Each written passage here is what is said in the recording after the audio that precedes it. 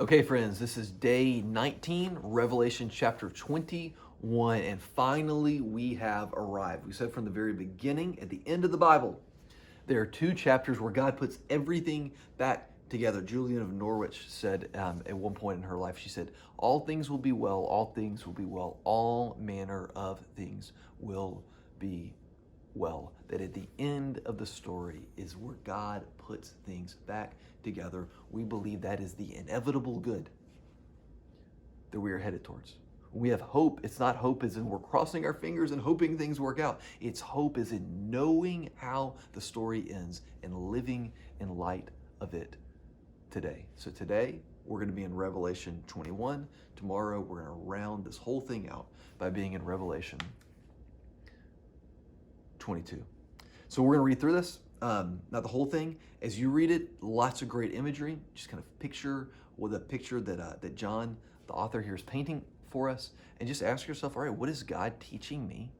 What would God have me grow from and learn through the second to last book of the Bible? Now, as we get started, and I'm going to read parts of it and point out parts of it to you.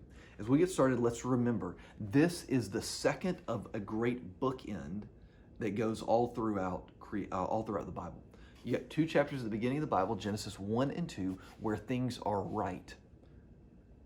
Where things are right between humans, right between humans and their relationship with God.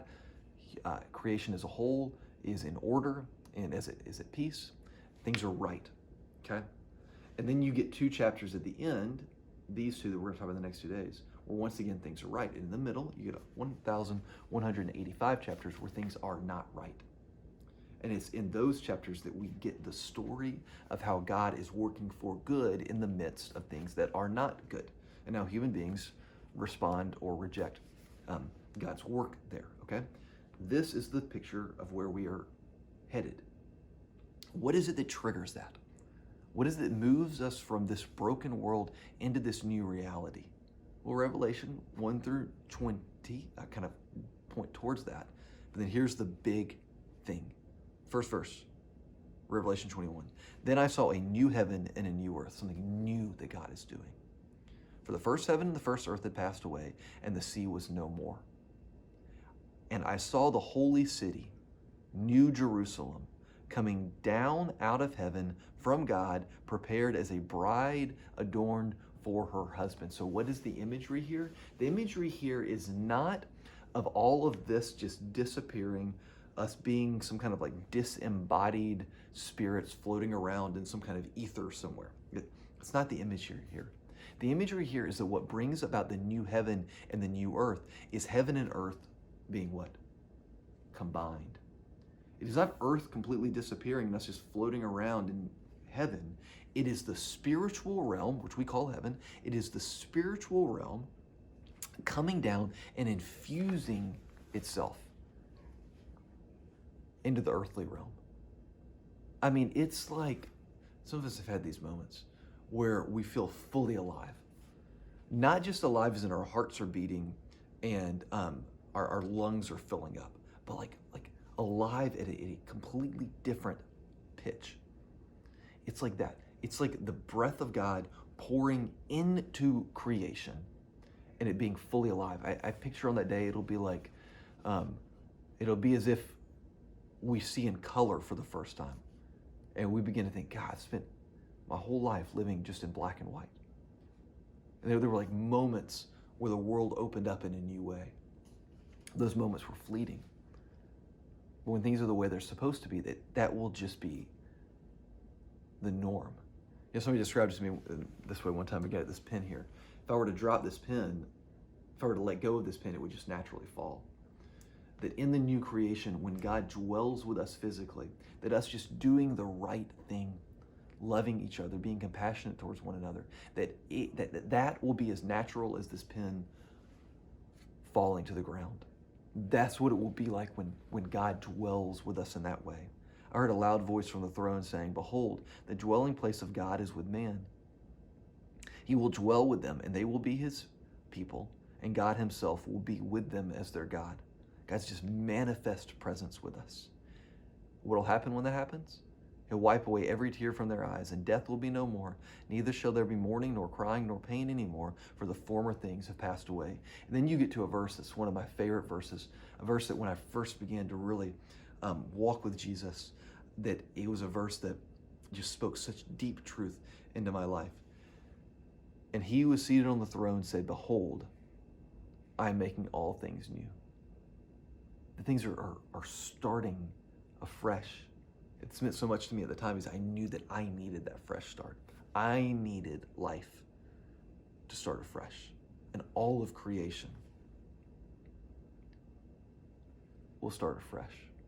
So keep reading. I'm not going to read this kind of middle part, but it's about the new creation, the new heaven and the new earth. That again, what makes them new is them being infused together, heaven coming into earth. Verse 22. And I saw no temple in the city, for its temple is the Lord God, the Almighty, the Lamb. There's no need for the temple in Jerusalem. There's no need, who knows how church and things like that will work, but there's no need for church in the way that we think about it. There's no need for those kinds of things because God's presence is it's manifest. I mean, it's a constant state of worship. And when I say a constant state of worship, I don't mean standing around a choir robe singing all day. That does not sound like heaven to me, right? It's not that. It's a constant state of worship in the sense of always identifying and knowing who's on the throne. And the city has no need for the sun or the moon to shine on it, for the glory of God gives it light. And its lamp is the Lamb. By its light will the nations walk, and the kings of the earth will bring their glory into it. 25 of its gates will never be shut by day. So the gates won't be shut at day, and there will be no night. So the gates will never be shut. They will bring into it the glory and the honor of the nations, and nothing unclean will ever enter it, nor anyone who does what is detestable or false, but only those who are written in the Lamb's book of life. So you can picture the city, way bigger than the garden because there are more people that need to live in it. The city. We don't know what's happening outside of the city, but there are certainly allusions to here, things that are detestable and false. But super important, the gates are what? The gates are open. The gates are opened for others to come in.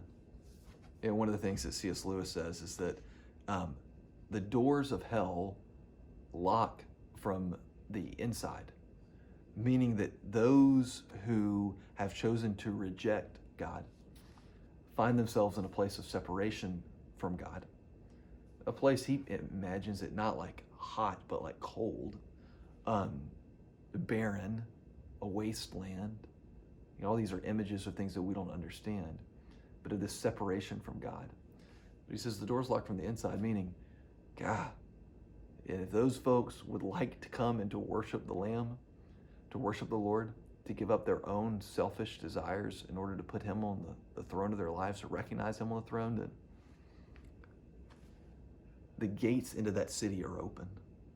I guess that from Revelation 21. The gates into that city are open. Picture that city. I think this is a good place to reflect. Reflect on the questions that are here. Alex's reflection is really good. Think about the discussion questions. But reflect on this. Reflect on that city, the hospitality of it. The gates are always open. It's like a y'all come. The warmth of it. There's no even need for sun. The brightness of it. Dwelling in God's presence. This is what we have to look forward to. But it is also what we seek to be inspired by today, insofar as we are able to create those spots of hospitality in this world. It's what we hope the church is. A place of warmth, a place of light, a place of hospitality is what I hope that your homes are for people. A place of warmth and light and hospitality. A place where the gates are open, where people can come and meet the Lord through you.